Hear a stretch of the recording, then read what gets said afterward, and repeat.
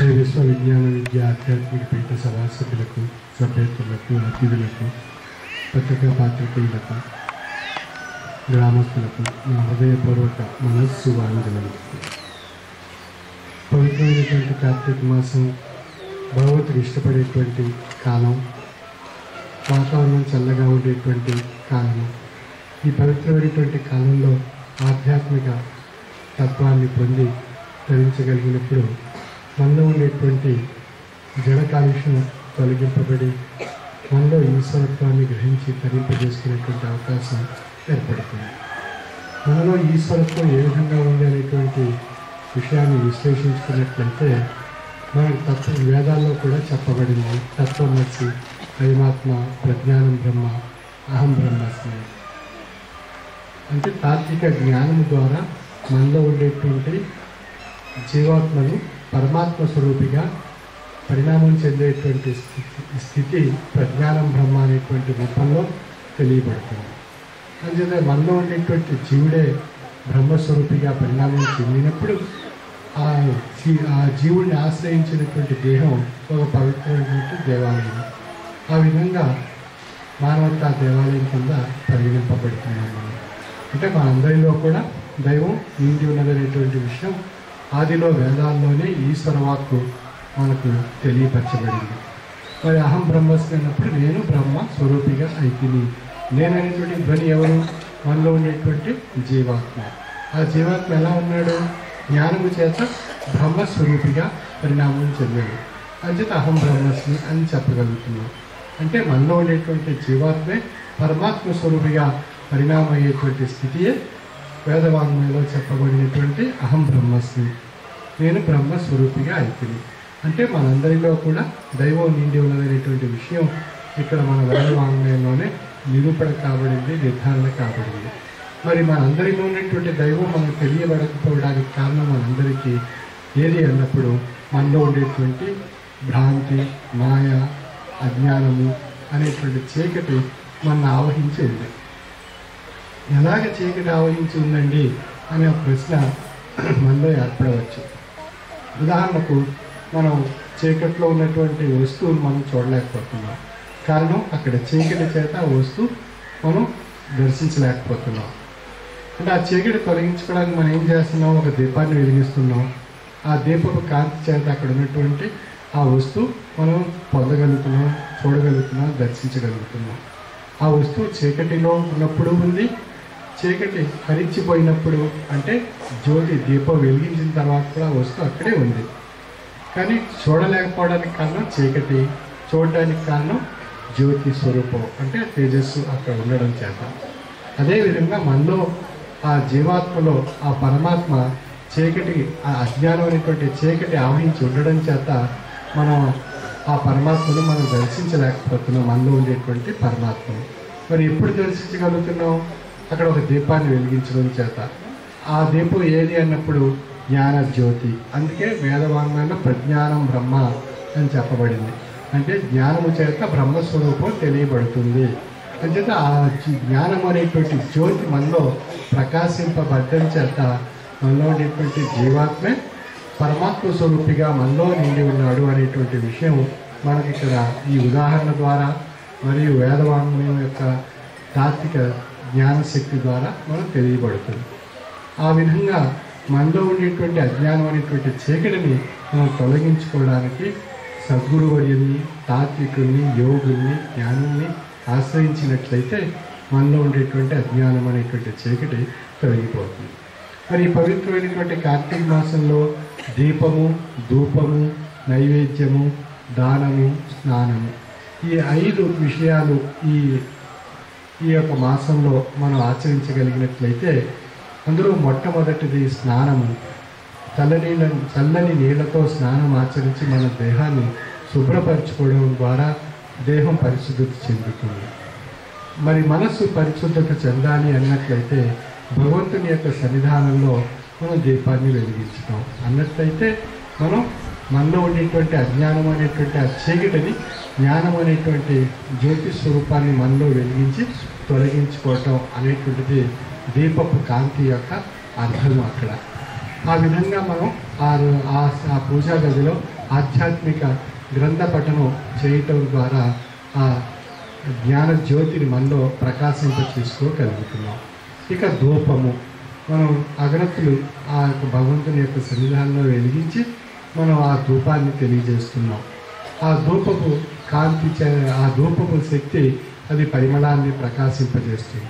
ఆ విధంగా మన ఆధ్యాత్మిక జ్ఞానం చేత మన మనసులో పరిమళం వికసింపబడుతుంది. ఆ విధంగా ధూపము యొక్క శక్తి మనలో నిరూపణ కాబడుతుంది. ఇక నైవేద్యము, మనం తయారు చేసుకున్నటువంటి ఆ పదార్థం ప్రసాదం అదే భగవంతుని యొక్క సన్నిధానంలో సమర్పించి ప్రసాదం కింద మనం స్వీకరించినట్లయితే ఆ నైవేద్యంలో భగవంతుని యొక్క అభౌతికమైనటువంటి శక్తి ఆ పదార్థంలో ప్రసరింపబడి మనలో ఆ ప్రసాదాన్ని మనం స్వీకరించినప్పుడు మనలో ఉత్కృష్టమైనటువంటి ఆరోగ్యపరమైనటువంటి చైతన్యవంతమైనటువంటి శక్తి మనలో ఏర్పడుతుంది ఆ యొక్క నైవేద్యం ద్వారా. ఇక ఐదో విషయం దానము. మన అనేక ధర్మాల్లో కూడా దాతృత్వ కార్యక్రమాల గురించి చెప్పబడింది. అంటే దానము ద్వారా మనకు భగవంతుడు మనం ప్రసాదించినటువంటి కొంత మొత్తాన్ని ధార్మిక కార్యక్రమాలకు మన తోటి నిరుపేదలకు సహకరించినట్లయితే వారికి ఆ యొక్క మహోన్నతమైనటువంటి ఆ శక్తి ఈ దానం ద్వారా వారి నుండి పొంది మనకు ఆ యొక్క భగవంతుని యొక్క ఆశీస్సు వారి నుండి పొందేటువంటి అవకాశం ఏర్పడుతుంది. అంటే మానవ సేవే మాధవ సేవ. అంటే ఆ తోటి మానవుడికి మనం సేవ చేయగలిగినట్లయితే దానం రూపంలో మనం ఆ మానవుల్లో ఉండేటువంటి మాధవుడిని మనం దర్శించవచ్చు. ఆ విధంగా సామాజిక సేవ అనేటువంటిది దానం ద్వారా మనం తెలియపరచుకోవడం ద్వారా మనలో సామాజిక సేవానేత్రము, ఆధ్యాత్మిక జ్ఞానం ద్వారా మనలో ఉండేటువంటి దైవాన్ని మనం దర్శింపజేసుకోవడం ద్వారా మనలో ఉండేటువంటి దైవత్వం తెలియబడుతుంది. ఆ విధంగా మనం పరిపూర్ణత్వాన్ని సాధించగలిగేటువంటి అవకాశం ఉంది. అంటే సర్వేంద్రియానం నయనం ప్రధానం. శరీర అవయవాల్లో అన్ని ఇంద్రియాల్లో కల్లా కళ్ళు ఎంతో ప్రధానమైనటువంటివి. ఆ నేత్రాల ద్వారా సమస్తమైనటువంటి విషయాలు మనం చూడగలుగుతున్నాం, ఆనందించగలుగుతున్నాం. మరి ఆ విధంగా మనకు పరిపూర్ణత్వం సాధించాలి అన్నట్లయితే ఆధ్యాత్మిక జ్ఞాననేత్రము, సామాజిక సేవానేత్రము అనేటువంటి రెండు కళ్ళతో మనం దర్శించగలిగినప్పుడు మనలో పరిపూర్ణత్వం ఏర్పడుతుంది. ఆ పరిపూర్ణత్వాన్ని పొంది తరింపజేసేటువంటి పవిత్రమైనటువంటి కాలము కార్తీక మాసము. అంటే ఆ పరిపూర్ణత్వాన్ని సాధించడానికి ఈ 5 అంశాలు మన ఈ 30 రోజులు కార్తీక మాసంలో ఆచరించగలిగినట్లయితే మనలో ఆ పరిపూర్ణత్వాన్ని తరించేటువంటి అవకాశం మనలో కలుగుతుంది. అది మనం ఈ దినచర్యలో ప్రారంభిస్తే ఈ వచ్చే మాసంలో కూడా ఆ విధంగా మనం జరుపుకుంటే బాగుంటుంది, ఆ విధంగా చేస్తే బాగుంటుంది అనేటువంటి తలంపు కలుగుతుంది. ఆ విధంగా శరీరం, మనస్సు ఆయా లక్షణాలు, ఆయా అంశాలు ఆచరింపజేసుకోవడానికి ప్రయత్నం చేయటం జరుగుతుంది. అది ఒక దినచర్యలో ఒక భాగంగా మనం అలవర్చుకోగలిగినట్లయితే మనలో పరిపూర్ణత్వం సాధించడానికి అవకాశం ఉంది. అంటే నిరంతర సాధన చేత మనలో పరిపూర్ణత్వం ఏర్పడుతుంది. ఈ కార్తీక మాసం ఈ 30 రోజులు ఆ విషయాలు, ఆయా అంశాలు మనం ఆచరించి తదుపరి కాలంలో మనం వదిలేస్తే దానివల్ల ఏ విధమైనటువంటి ఫలితం మనకు రాదు. కాబట్టి మనం ఇప్పుడు నేర్చుకునేటువంటి విషయం తరువాతి కాలంలో కూడా ఆచరించేటువంటి ప్రయత్నం చేయగలిగినట్లయితే దానివల్ల సత్ఫలితాలు మనందరికీ ఏర్పడతాయి. అంచేత మనలోనే ఈశ్వరత్వం ఉంది, మనలోనే రాక్షసత్వం ఉంది. అంటే మన యొక్క సదాలోచనలే ఈశ్వరత్వాన్ని తెలియజేస్తున్నాయి, మనలో ఉండేటువంటి దురాలోచనలే మనలో ఉండేటువంటి రాక్షసత్వాన్ని తెలియజేస్తున్నాయి. అంటే మనలో ఇద్దరూ నిండి ఉన్నారు, మనలో ఉండేటువంటి ఆ ఇద్దరిలో ఎవరు కావాలి అని మనం నిర్ణయించుకోవాలి. మనలో దురాలోచనతో రాక్షసత్వాన్ని పొందుదామా, సదాలోచనతో ఈశ్వరత్వాన్ని పొందుదామా అనేటువంటి నిర్ణయం మనం తీసుకోవాలి. హంస చూడండి, పాలు నీరు కలిపి ఉన్నప్పుడు పాలును తీసుకుంటుంది, నీరును వదిలేస్తుంది. అదేవిధంగా మన మనస్సు హంస రూపంగా మారగలిగినట్లయితే పాలు అనేటువంటి ఈ సదాలోచనతో కూడినటువంటి ఈశ్వరత్వం తెలుసుకుని తరించడానికి అవకాశం ఏర్పడుతుంది. దురాలోచనగా ఉండేటువంటి నీరు అనేటువంటి ఆ రాక్షసత్వాన్ని తొలగించుకోవడానికి అవకాశం కలుగుతుంది. అంచేత అవతారులు, ప్రభువులు, ఈ ప్రవక్తలు, యోగులు, తాత్వికులు ధర్మాన్ని స్థాపించి ఆ ధర్మ మార్గంలో ప్రతి మానవుడిని పయనింపజేసేటువంటి మహోన్నతమైనటువంటి జ్ఞాన సూత్రాలను మనకు ప్రసాదించారు. అంచేత జగమున ధర్మము నెలకొల్పగా ఈశ్వరుండక దివ్య వ్యక్తిని పంపు యుగ యుగమునకు అతడే ఆ సగుణాత్మకుడైన సారసాక్షుడు అంటే అని చెప్పిన తత్వత. అంటే ఒక యుగంలో ఒక అవతారిగా, ఒక ప్రవక్తగా, ఒక ప్రభువుగా, ఒక తాత్వికుడిగా, యోగిగా, జ్ఞానిగా అవతరించి ధర్మాన్ని, ధర్మ మార్గాన్ని మానవాళికి ప్రసాదించడం చేత మనలో ఆ ధర్మ సూత్రాలు మనం ఆచరించడం చేత మనలో ఆ సదాలోచనలు ఏర్పడుతున్నాయి. ఆ అవతారులు కానీ, ఆ ప్రవక్తలు కానీ, యోగులు కానీ, తాత్వికులు కానీ ఆవిర్భావం కాకపోయినట్లయితే, ఆ ఈశ్వరవాణి వేదవాంగ్మయాన్ని, వేదవాక్కును మానవాళికి తెలియజేయకపోయినట్లయితే మనలో ఆ దురాలోచనతో కూడి దుష్టత్వం ఏర్పడి మనమంతా కూడా రాక్షసులుగా పరిణామం చెంది ఈ యొక్క సృష్టిలో ఈ మానవ జన్మ అనేటువంటిది అంతరించిపోయి ఉండేది. కాబట్టి శిష్టరక్షణ, దుష్ట శిక్షణ అనేటువంటి విధానంలో మనకి శిష్టుల్ని రక్షించి దుష్టుల్ని తొలగింపబడేటువంటి స్థితిని ప్రసాదించేటువంటి తాత్విక జ్ఞాన మార్గాన్ని మనకి అవతారులు, ప్రవక్తలు, యోగులు, తాత్వికుల ద్వారా తెలియజేయడం జరిగింది. అంచేత ఆ దుష్టుల్ని శిక్షించేటువంటి విధానంలో శ్రీరామచంద్రమూర్తి, శ్రీకృష్ణ భగవానుడు, ప్రభువు, ప్రవక్త ఆయా ధర్మాల్లో, జైన బౌద్ధ ధర్మాల్లో వారు దుష్టుని శిక్షించి శిష్టుని రక్షించడం అనేటువంటిది జరిగింది.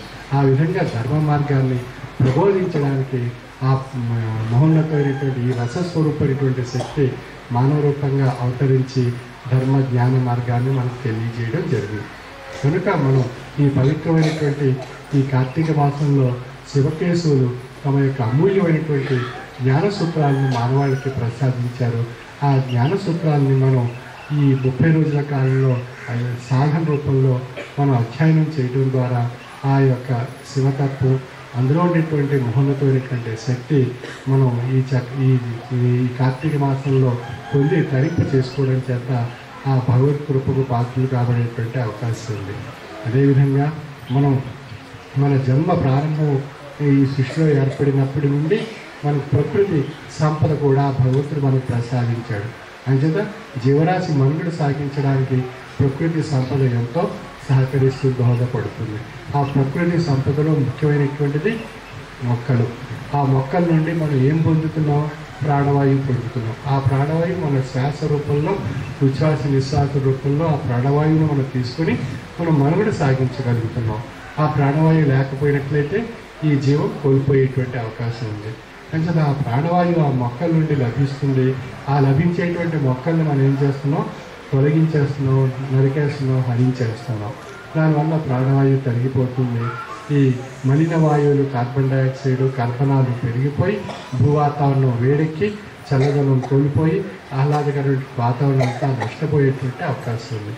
అంటే మనం వనభోజనానికి వెళ్తున్నప్పుడు మనం ఏం చేస్తాం? ఎక్కడ శుభ్రమైనటువంటి చల్లని చెట్టు నీడ ఎక్కడ ఉందని చూసుకుంటాం. ఇందువల్ల ఆ చెట్టు నీడ కూర్చొని ఆ చల్లని వాతావరణంలో మనంతా వనభోజనాలు ఏర్పాటు చేసుకుంటున్నాం. మరి ఈ వనభోజనాల్లో చెట్టుకు మనం ఎక్కువ ప్రాధాన్యత ఇస్తున్నాం. అందులో రాసి ఉసిరి చెట్టు కింద కూర్చొని భోజనం చేయటం అనేటువంటిది వనభోజనాల్లో ఉండేటువంటి ముఖ్య ఆశయం.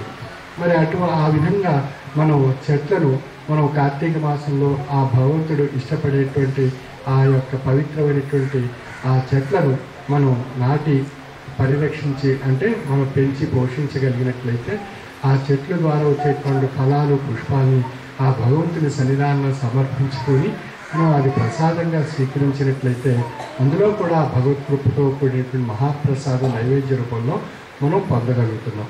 అంటే ఆ చెట్లను మనం మన యొక్క తల్లిదండ్రుల పేర్లు కానీ, మన ఆప్యాయుతుల యొక్క పేర్లు కానీ, మనం విశ్వసించినటువంటి భగవంతుని యొక్క పేరు కానీ మనం పెట్టుకొని ఆ చెట్టును పూజించి, ఆరాధించి, పెంచి పోషించగలిగినట్లయితే అందులో కూడా ఆ భగవంతుడు ప్రసాదించినటువంటి ఆ ప్రకృతిలో ఉన్నటువంటి ఆ చెట్టులో కూడా ఆ భగవంతుడు నిండి ఉన్నటువంటి విషయం మనం జ్ఞాన నేత్రాల ద్వారా దర్శింపజేసుకునేటువంటి అవకాశం కలుగుతుంది.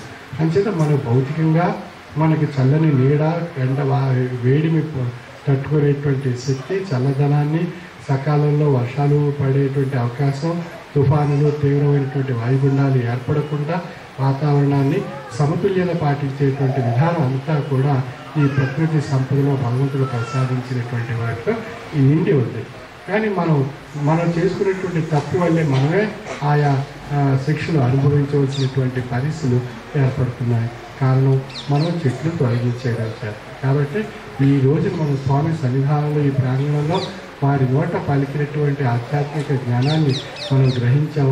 అది ఆచరించడానికి ప్రయత్నం చేయాలి. ఆచరించినప్పుడే ఆ ఆధ్యాత్మిక తాత్విక విలువలు మనలో వృద్ధి చెందుతాయి. ఇక్కడ విన్నాం, దర్శనం చేసుకున్నాం, మన ఇళ్ళకి వెళ్ళిపోయి మనం ఏది ఆచరించకపోయినట్లయితే ఈ ఆధ్యాత్మిక తత్వానికి ఎటువంటి విలువ మనం పొందలేము. అంచేత మనం స్వామి మనకు చెప్పినటువంటి విషయం ఏది అన్నప్పుడు ఒక్క చెట్టును నాటండి ఇంటికి వెళ్ళిన తర్వాత. ఆ ఫలాలు పుష్పాలు ఇచ్చేటువంటి చెట్లను మనం ఇంటి పెరట్లో మనం నాటుకోండి. లేదా రాసి ఉసిరి చెట్లు మన అందరికీ ఎంతో ఆరోగ్యాన్ని ఇచ్చేటువంటివి. కార్తీక మాసం వచ్చినప్పుడు ఆ చెట్ల కింద వనభోజనాల కింద మనం ఏర్పాటు చేసుకోవడానికి కూడా మంచి అవకాశం. మరి ఆ రాసి ఉసిరి కాయల ద్వారా చక్కని ఆరోగ్యం ఏర్పడుతుంది, దేహశుద్ధి, రక్తశుద్ధి జరుగుతుంది, రక్త పరిశ్రమ స్వచ్ఛత ఏర్పడుతుంది, సమస్తమైనటువంటి సకల ఔషధాలు అన్నీ కూడా దానిలో ఉన్నాయి. మరి ఆ విధంగా మనం చేసుకోగలిగినట్లయితే మనకు ఎంతో మేలు జరుగుతుంది, ఆరోగ్యం అవుతుంది. మరి వేప వృక్షాలు, ఈ విధంగా మనకి ఎన్నో వృక్షాలు మనకి మనం నిత్య దైనందిన జీవన విధానంలో చూస్తున్నాం. వాటిలో కొన్నిటిని మనం మన పెరట్లో కానీ మన యొక్క రహదారుల గిరుప్రక్కల కానీ నాటి ఈ యొక్క పర్యావరణాన్ని పరిరక్షించుకోగలిగినట్లయితే మనం చక్కని ఆరోగ్యం సమాజంలో ప్రతి ఒక్కరూ పొంది సుఖము, శాంతి, సంతోషంతో ఆరోగ్యంగా మనుగడ సాగించేటువంటి అవకాశం కలుగుతుంది. ఈ పీఠం యొక్క తత్వము జాతి, కుల, మత, స్త్రీ, పురుష, ధనిక, పేద అనేటువంటి వ్యత్యాసం లేకుండా సర్వేశ్వరుడైనటువంటి భగవత్ స్వరూపం మనందరిలో నిండి ఉన్నాడు. ఆ నిండి ఉన్నటువంటి భగవత్ స్వరూపాన్ని మనం దర్శింపచేసుకునేటువంటి జ్ఞాన నేత్రాన్ని మనం పొందాలి. ఆ పొందేటువంటి జ్ఞాన నేత్రాన్ని ప్రతిరోజు ఆ జ్ఞాన సాధన ద్వారా మాత్రమే ఆ జ్ఞాన నేత్రం ఏర్పడుతుంది. ఆ జ్ఞాన నేత్రం ద్వారా మనలో ఉండేటువంటి దైవాన్ని దర్శించగలిగినట్లయితే మనందరిలో ఉండేటువంటి దైవం ఒక్కటే అనేటువంటి విషయం తెలియబడుతుంది. ఆ దైవం అనేక రూపాలుగా, అనేక మార్గాలుగా, అనేక మతాలుగా విభజింపబడింది. భౌతికంగా అంతర్లీనంగా ఉండేటువంటి దైవం ఒక్కటే అనేటువంటి విషయం మనం తాత్విక జ్ఞానం ద్వారా మాత్రమే తెలియబడుతుంది. ఆ విషయంగా పరిణామం చెందినటువంటి వ్యక్తియే సాధకుడు అని చెప్పబడుతున్నాడు, జ్ఞాని అని చెప్పబడుతున్నాడు, యోగి అని చెప్పబడుతున్నాడు. కాబట్టి అటువంటి జ్ఞానిగా, యోగిగా మన అందరూ మారగలిగినప్పుడు సమాజంలో సమైక్యత, సమభావం, శాంతి, సుహృద్భావం, సంతోషము ఏర్పడి అందరూ కూడా చక్కని ఆరోగ్యంతో మనుగడ సాగిస్తూ భగవంతుడు ప్రసాదించినటువంటి ప్రకృతి సంపదను మనం సంరక్షించుకుంటూ మన భావి తరాల వారు కూడా ఆనందంగా జీవన విధానాన్ని సాగించేటువంటి అవకాశం ఏర్పడుతుంది. అంటే పీఠం యొక్క తత్వం మానవత్వమే ఈశ్వరత్వము అని నిర్ధారణ చేసేటువంటి తత్వము. అదే అహం బ్రహ్మస్మి అనేటువంటి విషయాన్ని నిరూపణ చేసేటువంటి విధానంపై మోసి ఉన్నటువంటి తత్వం. అంచేత ఇక్కడ మానవత్వపు విలువలకు ప్రాధాన్యత ఇవ్వబడింది.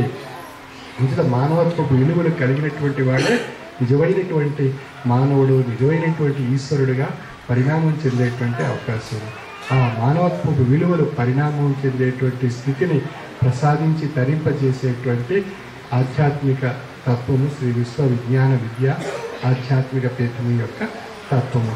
అందుచేత ఇది మతాతీత ఆధునిక మానవతా దేవాలయము అని చెప్పబడుతుంది.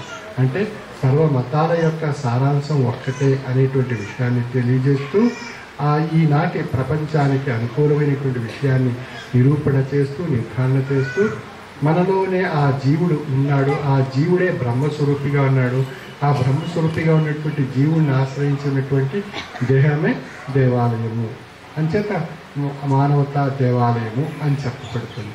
అంచేత ఇది మతాతీత ఆధునిక మానవతా దేవాలయము శ్రీ విశ్వ విజ్ఞాన విద్య ఆధ్యాత్మిక పీఠం యొక్క తత్వము. భౌతికంగా ఉండేటువంటి అనేక మతాలు, ధర్మాల యొక్క భిన్నత్వం నుండి ఏకత్వం అనేటువంటి స్థాయికి రాగలిగినప్పుడు అహం బ్రహ్మస్మి తనలో ఉన్నటువంటి దైవాన్ని తాను దర్శించుకోగలిగినప్పుడు తాను జ్ఞాని యోగిగా పరిణామం చెందేటువంటి అవకాశం ఉంది.